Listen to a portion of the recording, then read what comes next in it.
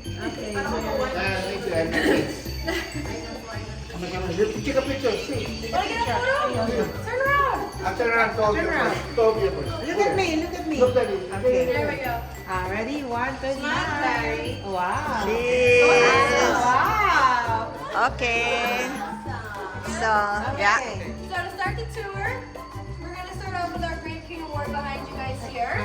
Guys. So this award goes towards the best Ito po kayo. vineyards in the area. Ito nga. So our vineyards is where we grow all of our grapes. So this is Pillitteri. He is the founder of our winery. He won this award in 1981 for Best Vineyard before we opened up as a winery. Over here, this is his son-in-law, Jamie Singerland. He won the same award in 2015. We're Okay. the only wineries in the region with 2 winners of that award. Very good accomplishment. Means we Okay. grow our grapes good. Yeah, good. You gonna bring this over? Yes. Yeah. Okay. No glass, no wine. No wine. So over Okay. here on this side, everyone watch the Olympics? Yes. Yeah? Alright, so we're the official wine partner for the Canadian Olympic team. Nice. Yeah. That being said, every bottle that's sold, we do $1 donation towards supporting the team. Great. Yeah. We do a white wine that we just tried, a red wine, and then we do a Team Canada Vidal ice wine. Okay. All showcasing the Olympics. Okay. You hold it properly. Because I don't drink when my glass is broken.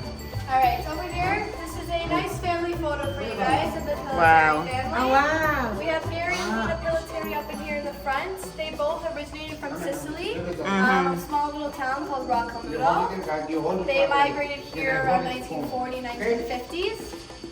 Over here, so they do have 3 children. Lucy on the end here, this would be their middle child. Okay. We have Connie over there in the red scarf, that's their oldest daughter. And then we have Charlie there on the end in the grape jacket, that's their youngest son. This winery is run by 3 active generations now of the family. And we are one of the only wineries that are still family run and not corporate Nice. run. Yeah. Lots of grandchildren as you see here, many great grandchildren, sometimes they're running around. Yeah. Moving Yeah. this way. We have small photos of the property for you. Okay. This is when they first bought the property around 1970. You can see there's just a little fruit stand on the end of the road. No wine yet, just selling like cherries, peaches, plums. They did live in this house over here, the family. And it's all orchards in the back, so no vineyards were here yet. This is around 1980. You can see there's some vineyards up in the back here, so they're starting to grow some grapes. Vineyards do take about 5 years to start up, so it took a little bit. They're still selling fruits. So this started 1980. 1993. We 1993, opened, but we started experimenting in the wine market. Okay. So this is around 1990s, 1993 specifically, when we opened up as a winery. You can see the building is very large now. It's all vineyards now, mostly in the back, a little bit of orchard still.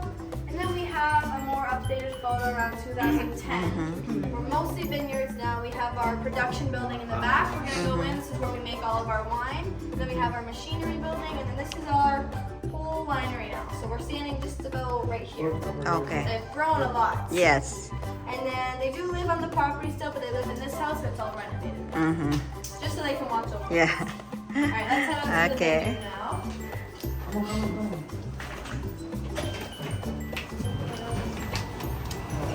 So we're gonna go to the left. To the left? Okay.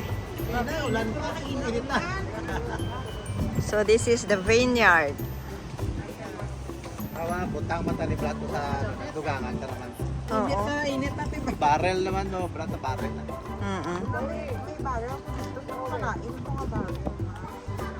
Ari oh, amo malang ni Ding oh. May barrel kami dito.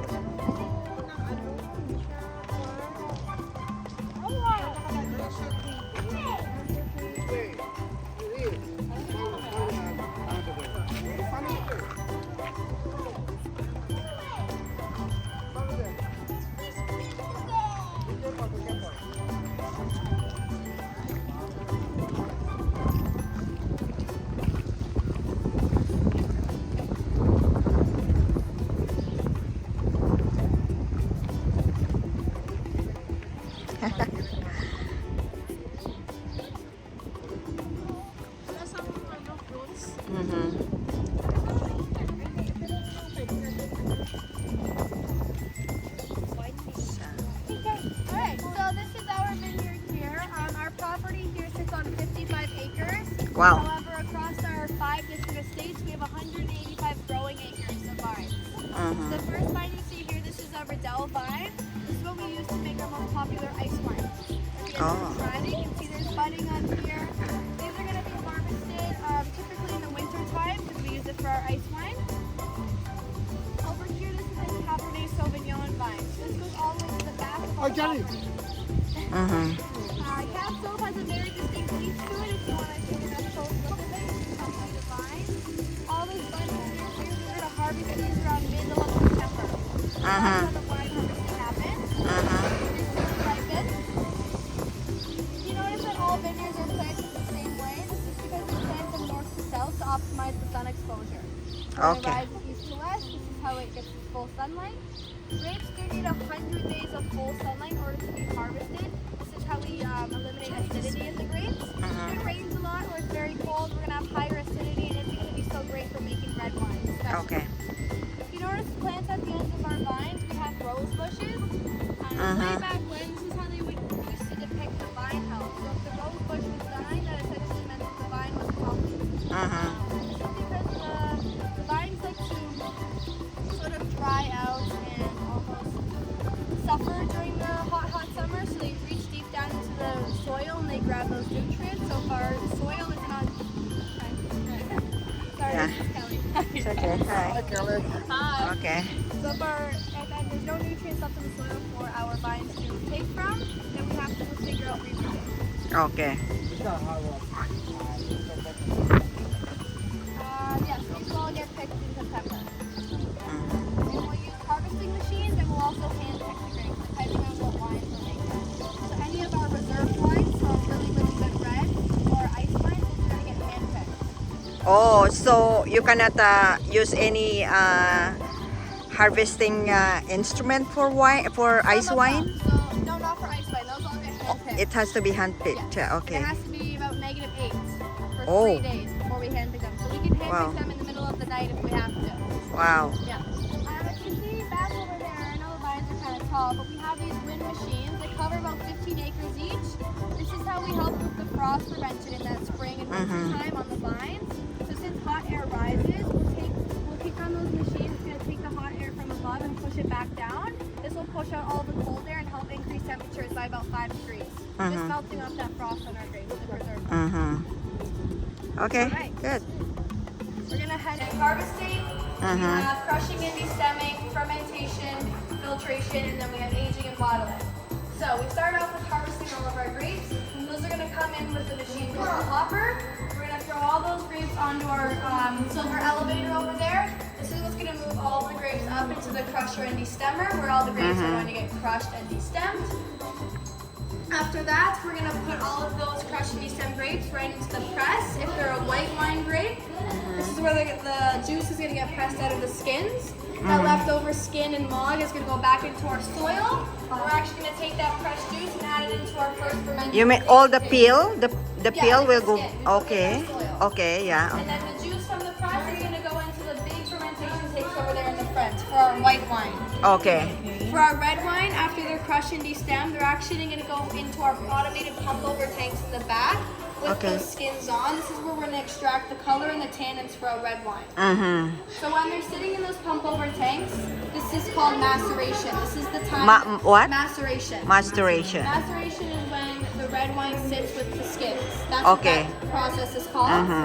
So it tends to form a cap at the top of the tank, and this is why we have the pump over. So it'll pump all the juice from the bottom to the top to filter it through, and this happens about 4 times a day. Okay. So the red wine have a peel, and the white wine Yes. is no peel. When Okay. it goes into the tanks. This is how white wine stays White. white. Yeah. White wine gets red. Yes. Okay. The white ones become the higher Yeah. Wala. Din peel siya. Yeah. Yes. The white one. Red The wine. residue. Sorry? The residue of the Sugar? become like the white wine. Most of our white wines are going to be sweeter than our red wines. Okay. So when they're in the fermentation tanks, the only thing we add to it is the yeast. This is how you make alcohol. So What? when yeast converts Yeast. yeast. Oh. So when yeast and sugar convert together, this is what you make alcohol with. Oh. Okay. So Okay. the longer you let the wine sit with the yeast, and then more dry. Once you stop that process midway, this is how you get a sweeter wine. Okay. A little bit less alcohol and it's a little bit sweeter. That's how you gauge that. Yeah. Okay. So once the red wine has sat in its skins for about 7 to 14 days, we're going to take anything in that tank back into the press. We're going to press all the juice out of the skins, and then we're going to take them back into fermentation. So now just that red wine juice is going to ferment. Okay. Red wine sits anywhere from 18 to 25 degrees in the tank. White wine sits a little bit cooler at 12 to 18 degrees. Both the wines do have a boiling point, so that's why we have our cooling jacket on the tanks. When the tanks are pressurizing in their state, this can tend to cause it to boil over. So that's why they sit at a certain degrees, and then we kick on our cooling jackets. This helps cool down the wine. Okay. So refine the one like this big, how many times or how many kgs? So the ones in the front can hold 20 to 40,000 liters. The big ones in the back can hold about 60,000 liters of wine. Wow. So we can hold about 1 million liters of wine in here. Mm-hmm. So after our wines are done fermenting, our red wines are going to go into barrel aging. So barrel aging can go anywhere from 4 to 36 months. Of course, they have to go through filtration first. So we usually just do like a clarification, just like a coffee. You know, when you get a coffee filter, that's essentially what it goes through. Or there's finning.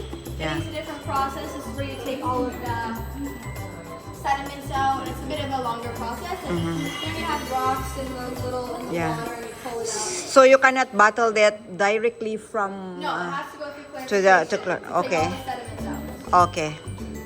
And then once our white wines are done aging or fermenting, we only send one of them into barrel aging. It'll be our exclamation wines. All the white wines go right into bottling after fermenting. They don't go into the barrels. Okay. Good. We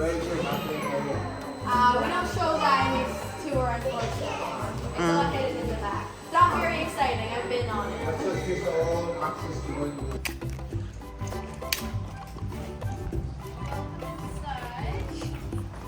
Okay. Wow. Nice.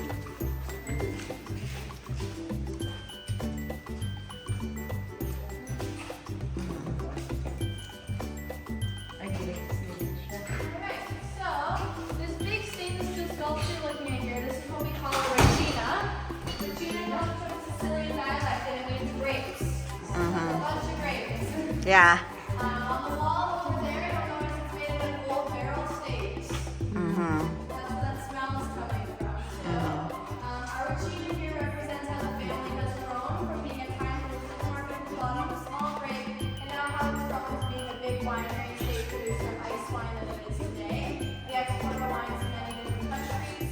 We do have about 25% of the entire world ice wine. A lot of that being red, especially. The old barrel on the walls and the stainless steel also represent old to new time winemaking. So barrel aging and stainless steel fermentation, which we use both of those practices in our winemaking today. Alright, we can have this. Let's go up.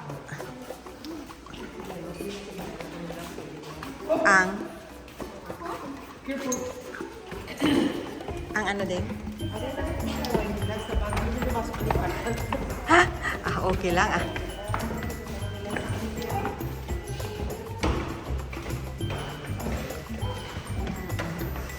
This is all ice wine on this wall. Oh, nice. So all of our award-winning, our famous ice wines sit here. Oh.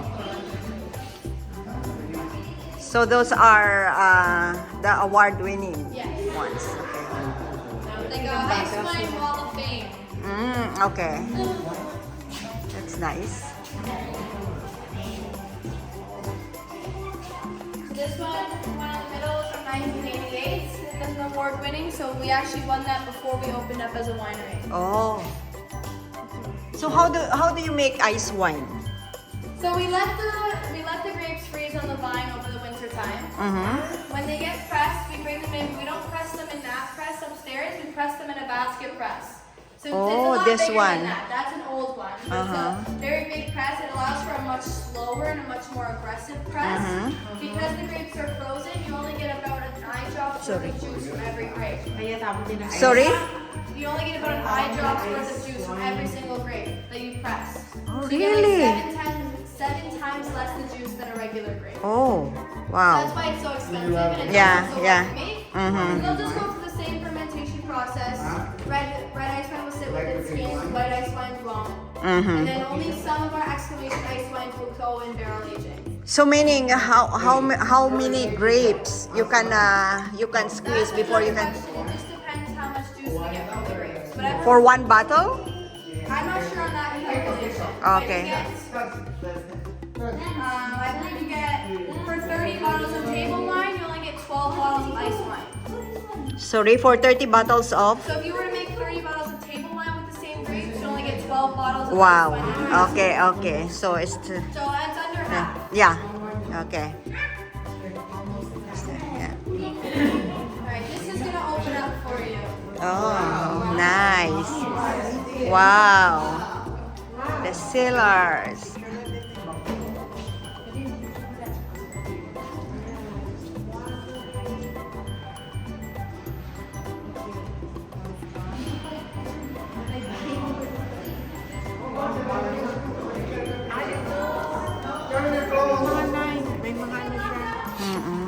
Pero pwede man na siguro.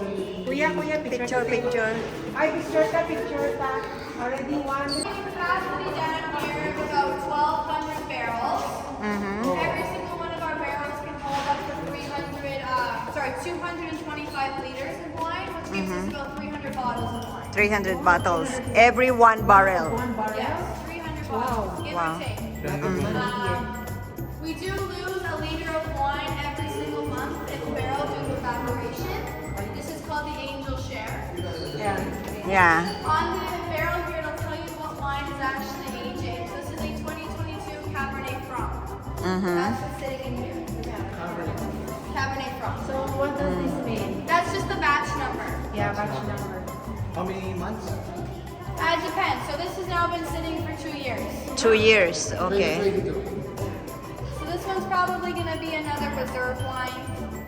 Maybe an exclamation series of wine. One of the really full body reds. Is that the wine? Is it more longer? Is it become tasty or like become like stronger? Not necessarily. It might just be a little bit stronger in oak, more like smoky. Have some vanilla notes. As for the chairs on the ceiling, the chairs tell you a little story about the family. Okay. So, move down a little bit. This is all for the family? Yeah. So how is a big a family? How big's the family? There's so many cheese. Oh, so many chairs. Yes, there's 23 chairs up here. 23 is a very lucky number for the family. Both of the daughters were born on the 23rd of the month. Okay. There's 23 letters in Pillitteri Estates Winery. There's many 2s and 3s on the chairs that correlate with each other. And then Mrs. Pillitteri celebrates her birthday on the 23rd every month. Yeah. Hey, it's a lucky number for the family. Yes. So